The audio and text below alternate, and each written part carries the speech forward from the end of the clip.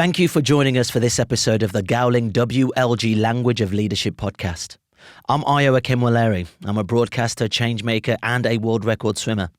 And in this podcast series, we're going to be discussing what sports leaders can teach businesses about the science and art of getting the most from their teams and organizations. Working with my co-host Charlie Unwin, a sports performance psychologist, Gowling WLG has analysed the language used by elite individuals in sports and business and developed 6 lessons for business leaders to take from the world of sport. In this podcast, we'll be talking about striving for constant self-improvement, looking at how sports leaders are distinct in their focus on constant self-improvement and how this can be translated into the world of business. I'm also delighted today to welcome our guest, Amy Conroy, to talk to Charlie and I. But before we get a brief introduction from Amy, Charlie, I think you should go first.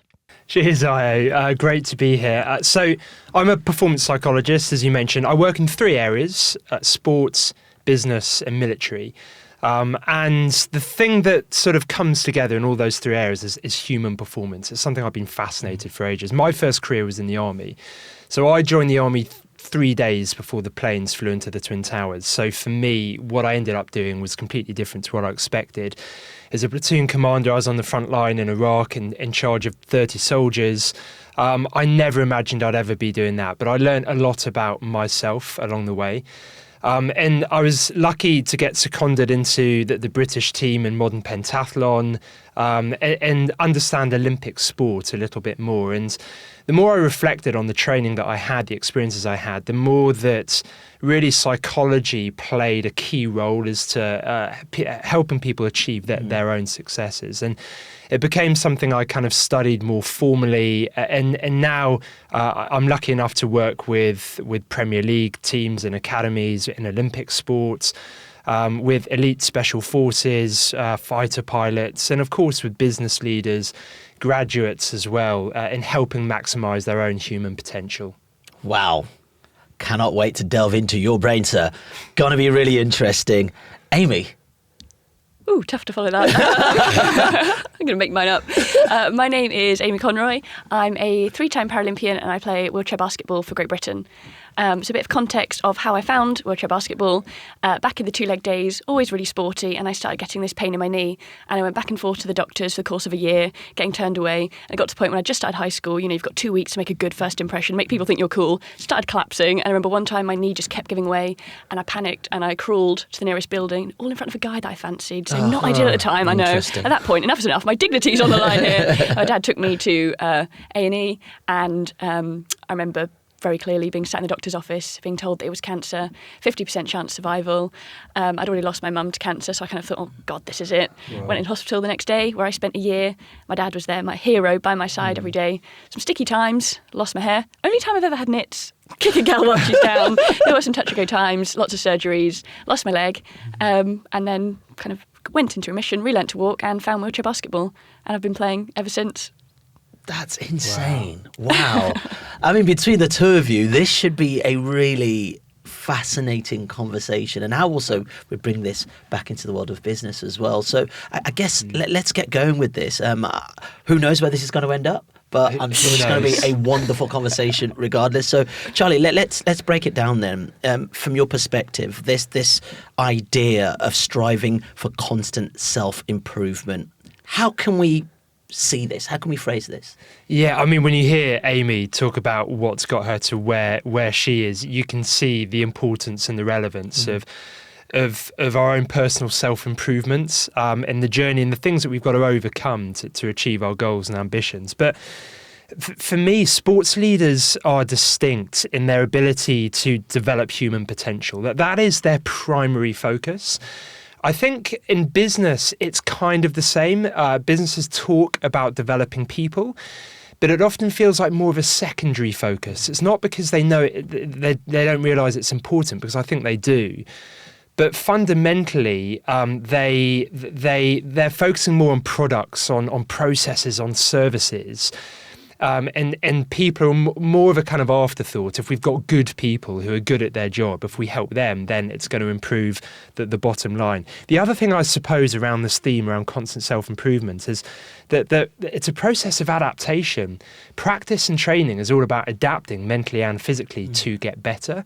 And so we've got to be able to apply that process more consciously, which in sport gets done really, really well. Whereas in business, perhaps we can be less conscious about the process of human development and performance. Yeah, I'm interested in what you talked about adapting, and I'm sure that's something you've had to do over time, is to adapt to a new body, to a new mindset, and into a new world. In terms of adaptation, how do you see that, or have you seen that evolve in your life?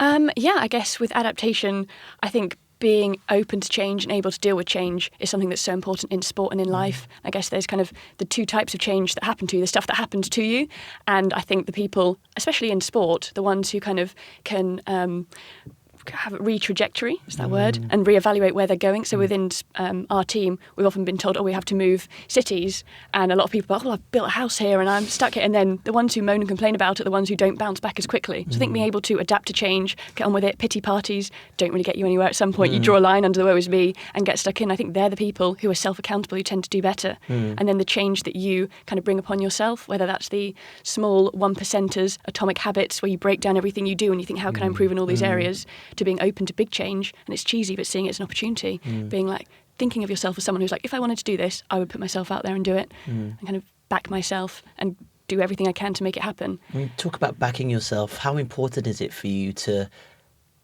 think or recognise that you aren't the finished article? 100%. I think confidence is obviously so important in sport and in life, but once that becomes arrogance and complacency and you start settling and you lose that hunger, I think that's when it can be dangerous. Because I think they often say when you've won a championships, that's great, but it's always harder then for the next one, because people start settling. They maybe don't reflect so much on what their why is. They lose that hunger, and then obviously you're a target then. And people, if you stay what you're doing, if you always do what you've always done, you'll always be what you already are, or something like that, one of those sayings. Yeah, it's very public as well, isn't it? What you do, people can analyse it on video. They can get into the ins and outs of your performance in a way that would never happen in business. More's the pity. We'd probably learn a lot from, great business leaders. But yeah, being able to sort of change that narrative. It's interesting you mentioned those two things around changing the narrative, the story I tell myself, but also being able to update skills, update processes to make it better, to constantly analyse, which is quite, I suppose, a scary process to go through sometimes as well. It's scary, isn't it, to have to keep self-improving? It can be, definitely. And I think sometimes in sport it's easier, so then I try and bring that into everyday life. Because in sport you automatically, after every session, you'll reflect, reevaluate what you've done. You seek feedback and criticism, like you want to be told where you're going wrong. And sometimes we don't always do that in life. We don't see feedback as a good thing, but it helps, so you always want to be improving. I think the most obvious thing is when you see kind of juniors first start playing, and you can see the people who have this raw talent, and then they kind of can get complacent. And it's the ones, cheesy and oversaid, but what's the saying? Hard work beats talent when talent doesn't work hard, and it's just so true in sport. The people that kind of get a bit of success early and then just don't kind of change and want to adapt and keep working, and they just kind of... Yeah. I'm really interested in that. So cool. Interesting. Now, it kind of brings us into what we're going to talk about next, really, is the idea that improvement requires training and also practice. You've got all that talent, but you've also got to practice and nurture it, right? So, it's interesting that sports leaders spend, 90% of their time training and also 10% of their time competing. But in business, the emphasis is often the other way around, isn't it? Amy, how would it impact your performance if you adopted that ratio, the other way around? So, 10% training. Yeah. It would be a disaster. Competing all the time. Think about never that. actually practicing. Yeah, that's surprising that that's the way in business, because it just wouldn't work in sport. Kind of, as I think the Muhammad Ali great quote saying about the hard work is done kind of behind the sidelines when no one's watching. Kind of, that's when you It improve, really is, and then isn't you're it? ready to go once it's showtime. Like the hard work's done in private, so you can succeed in public. And that's So as the much thought a of- mental thing as a physical Yeah. thing as well, isn't it? That confidence.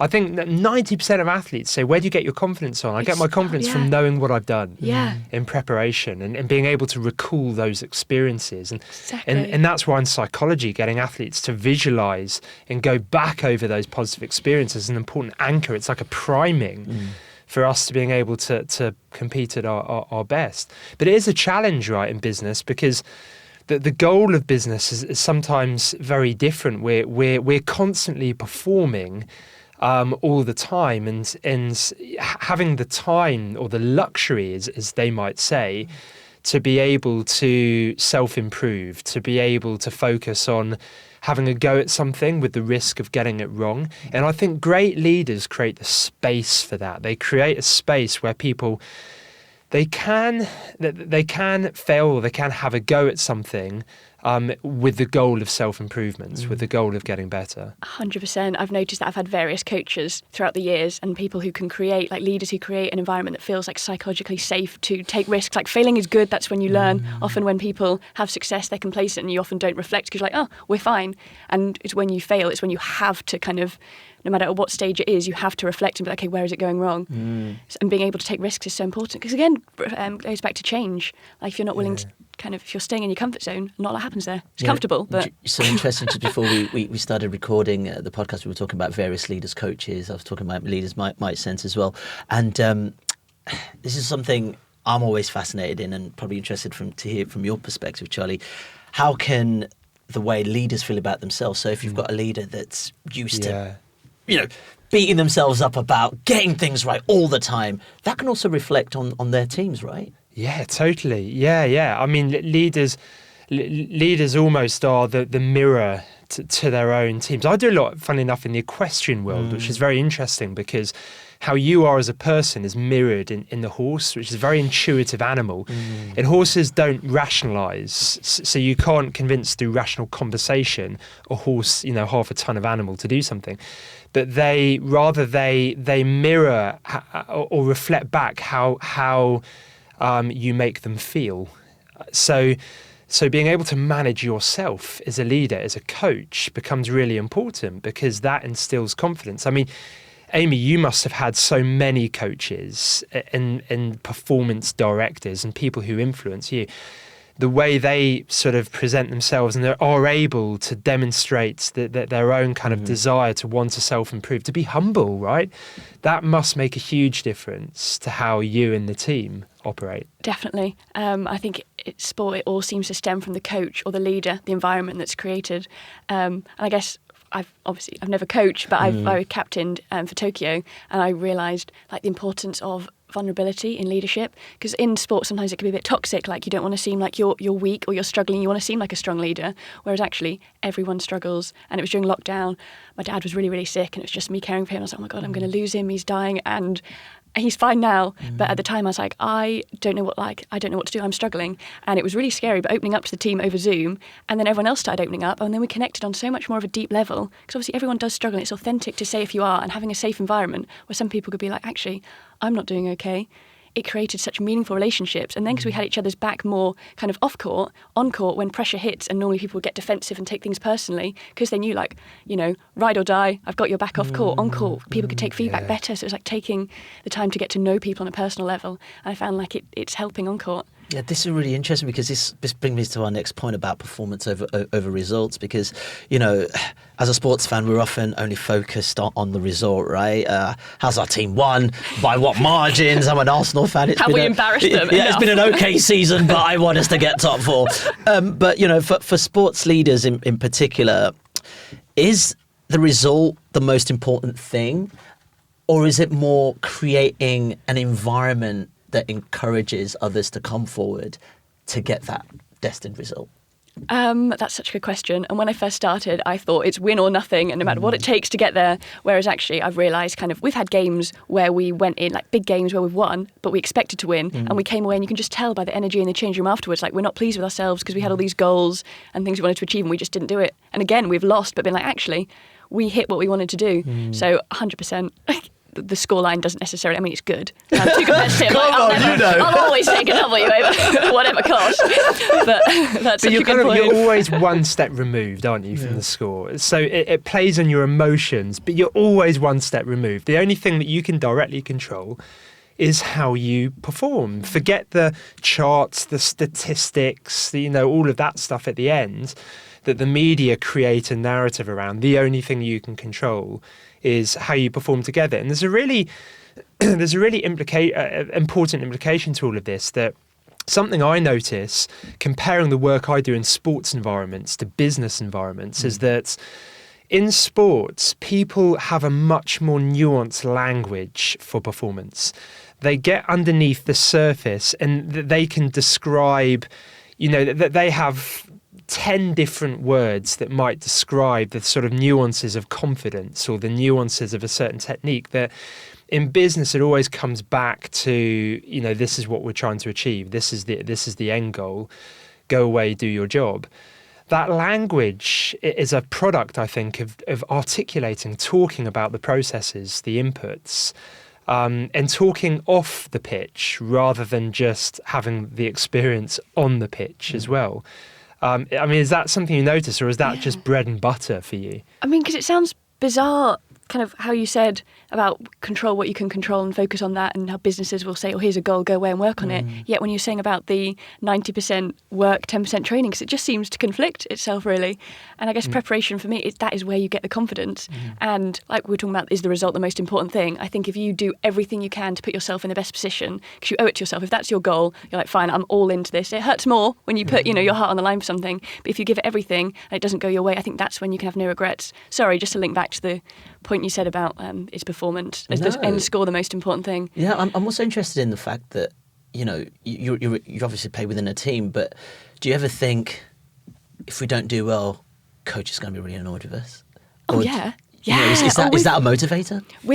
For me personally, no. I don't think anger motivates me. I like compliments. I'm very aware at the corner of my eye if the coach is kind of, throwing his clipboard and you think, oh no, you dread it, and it gets in your head. So the power of leadership and the vibes that they create. I think my dissertation was on confidence in sport, and I think females especially look to the coach or the leader to see like, oh, how are we doing? What's the vibe here? Are we happy? Are we not? Yeah. Is there a difference between a male-female mix on that in confidence in sport? Is there anything you've noticed in that? Yeah, I think there is. Generally, I have to be very careful talking about that, but I think we do generally derive confidence from different areas. I mean, there's a greater level of competitiveness, but we're talking about the elite level of sport, right? There's not going to be a single human being that isn't immensely competitive at that level of sport. But interestingly, competitiveness creates a meaning or an energy to what we're doing, a reason for wanting to do it. But from what Amy says, and it's repeated by every great sportsman you'll ever meet, is that energy, that competitiveness is channeled into those discrete processes. And when it comes to self-improvement, every individual who is performing well is in control of their own incremental improvement. They know what they're trying to do. And they have faith that everyone else in their team and around them knows what they're trying to do as well to incrementally improve. And that word incremental, I think, is so important because it's so easy to judge ourselves for the final outcome. We invest in sport, it might be, winning the title. But in business, it's about getting that promotion, getting promoted to sort of partner or whatever it might be, or hitting that sales target. And the more we obsess about that, the more we lose sight of the incremental challenges that motivate us on a day-to-day basis, that allow us to get out of bed in the morning excited to say, this is what I'm trying to work at. It's interesting what he was just saying, because I've just seen you get quite excited because you're operating at the highest level, but often it's the smaller tweaks that bring the better results, right? Completely. And I got that wrong for years because I would think, okay, once I get selected, that's when I'll reach this elusive happiness. That's the goal. That's when I'll be happy. And then it was like, okay, well, no, when I'm in starting five, when we've got gold medals, when we're world champions. And I just wasn't getting the balance right of enjoying the journey and focusing on the smaller wins. And I guess something I can relate to that off court is when I was first learning to walk and I'd been in hospital. I'd been in hospital bed. I was incredibly puny. I'm right now, massive. You're stacked. You're stacked. You're good to go. And I was just kind of, my rehab was standing for like 3 seconds a day, shaking, crying, which my dad mocked me about, say, with a Zimmer frame. And I knew where I wanted to be. I wanted to be able to walk freely. And it just felt so far away. You know, like when there's like a storm in between, sometimes all you can see is like one step ahead of you. It's so important just to like manageable goals. Because if you look into the future, you think, I'm nowhere near where I want to be. It can feel so daunting and demoralising. And you feel like, I'm never going to get there. So I think the small incremental gains, daily check-ins, and praise yourself when, you know, you do well. I think we don't hype ourselves up enough. Like, be your own hype man with things. And when you're like, looking back for how far you've come, be like, hell yeah, I did that. I think that's so important. That link to emotion is an important one. Yeah, it's a really important link, that link to emotion, because I know we've got that down as another, talking point for this, which is being better at recognizing success. And people talk about this a lot in business. The term that gets commonly used is celebrating success. And I think people genuinely think that means going out, having a few drinks at the end of the year. Or, when we win a pitch or a new piece of work, let's go out and celebrate. That for me, I don't know about how you feel, Amy, but that for me is not what celebrating success means. It's about being able to accurately and precisely anchor positive feeling, or what we call effects, to key processes, to key behaviours that we can repeat next time we do this, thereby kind of reinforcing those go-to behaviours. If we do this, we will be successful next time. So I think there's a slightly different interpretation of what celebrating success means. But the emotion's important, right? Yeah, 100%. Yeah.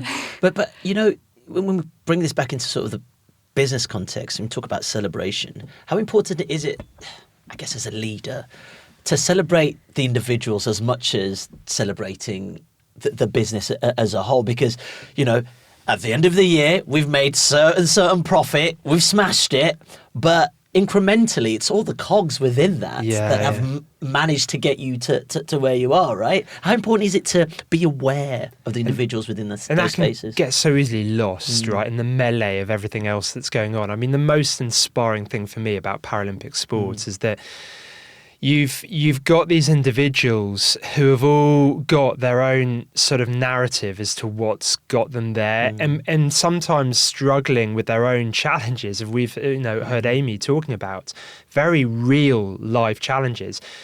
When people turn up to work every morning, that they are not performers as such, they're human beings, that they all come with their own challenges, and leaders forget that sometimes. If they can tune into that, they can use it to their benefit. Because even the most challenging of narratives that people might have in their own lives can be used to great effect and great energy and great motivation if the leader's prepared to tap into that, to understand that, to just ask about that, be curious. Whereas I think it's too easy to detach that side, that human side, from the goal of the organisation, the goal of the team. And where that does happen in sport, because let's face it, it can and it does, you kind of lose that ingredient that great sports teams have in that. Definitely, because we were speaking about that briefly earlier. Just everyone talks about the power of your own why. And your why is great. Like, motivation's great, but it's not realistic. Kind of always, like 5 a.m. in the morning, you don't expect, whoa, let's go for a run. That's not going to happen. If I've had a bad game, I want to be sitting on the sofa, watching Netflix, eating Monster Munch. So, like, your why is what makes you be like, no, I'm going to go kind of shoot alone, not for Instagram clout, not for my coach, for me. So, your why that makes you tick. But often we don't take the time to know what other people's whys are. And if you see them kind of get defensive or angry, you think, oh, well, they're just having a bad day. It's like, well, no, did you trigger them? What are their values? Take the time to get to know what makes them tick. Why do they do this? How can you motivate them? I think that's such an underused tool in general, in sport especially. No, for sure. But also, you guys are talking about, obviously we're talking about leaders here, but like, we're all working within teams, right? So as team members, we should also be vigilant of the people around us and how they move. Sometimes everyone's like, well, it's up to the leader to set that environment, but you're also empowered to do that as well, right? Yeah, you are. I definitely think it's important that the leader mirrors that, because the leader can very quickly deprioritize that. And people unconsciously, largely, will unprioritize it for themselves. If my boss doesn't think that's important, why should I invest, as Amy describes, what could be quite a vulnerable process? Why should I take that risk?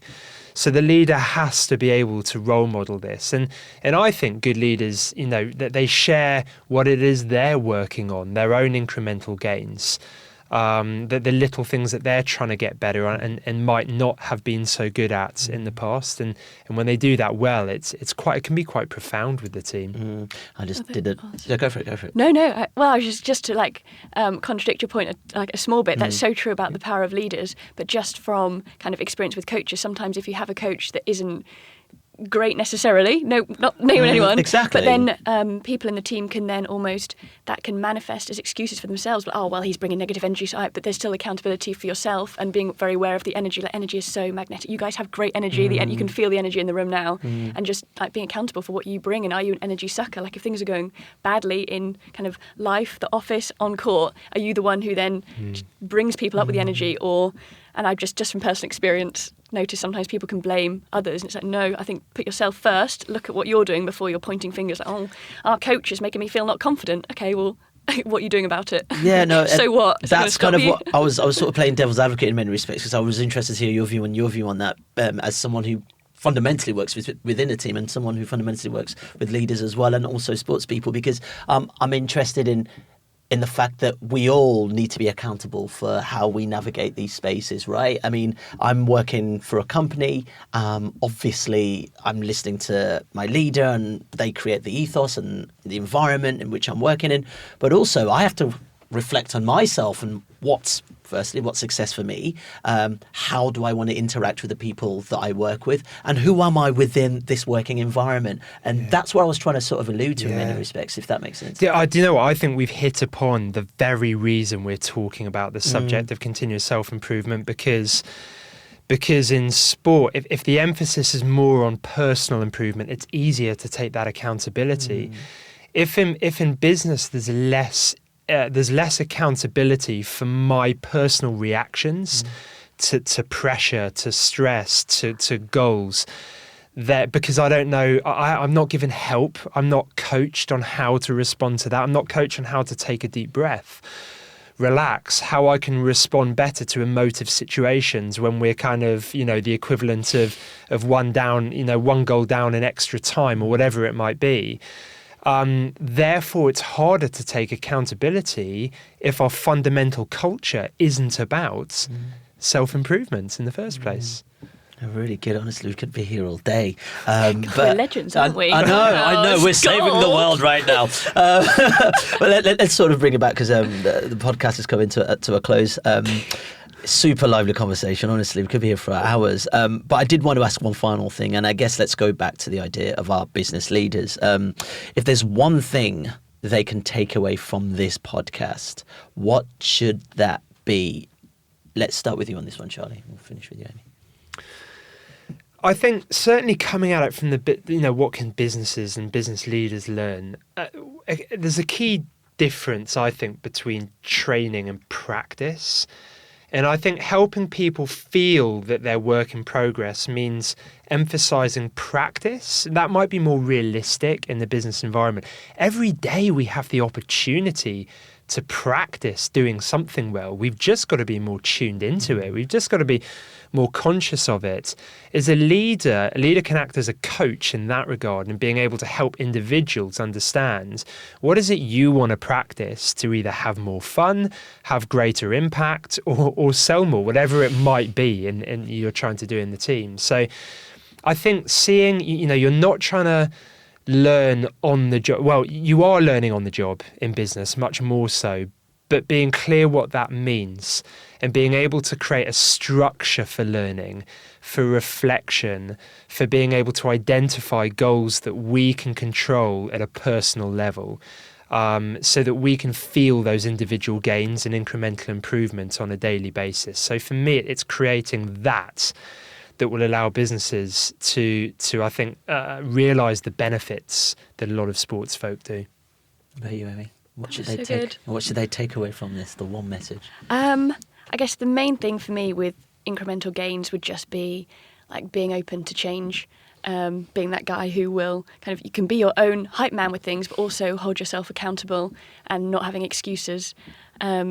And also, if things aren't going well, if you're working on yourself and you're going through a tough time, I guess, like we said with mental health, speaking about it, but also almost in life, it's when your back's up against the wall and you're trying to dig deep and I don't know if I'm strong enough to get through this. They're the times when you can when you don't want to give up. They're the times when you can really make yourself proud and impress yourself, and then look back and think, if I can get through that, I can get through anything. I trust myself now, the resilience. So I think if anyone is on their self-improvement journey and they're thinking, I don't know if I'm strong enough for this, they're the times when you get resilience. You don't get that when things are easy and positive.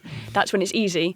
It's when times are tough that you can really grow and almost make the best, biggest changes. And it might feel awful at the time, but it will pass and things will get better and you'll become so much of a stronger character from it. So, because self-improvement can be daunting and it can be tough and you can have setbacks, but as long as you keep getting up after each setback, you'll be flying. Look, thank you so much for coming in, Amy. It's been brilliant to hear your thoughts on this. And Charlie, as always, absolutely fantastic. And thank you guys for listening as well. Hopefully, join us for the next one.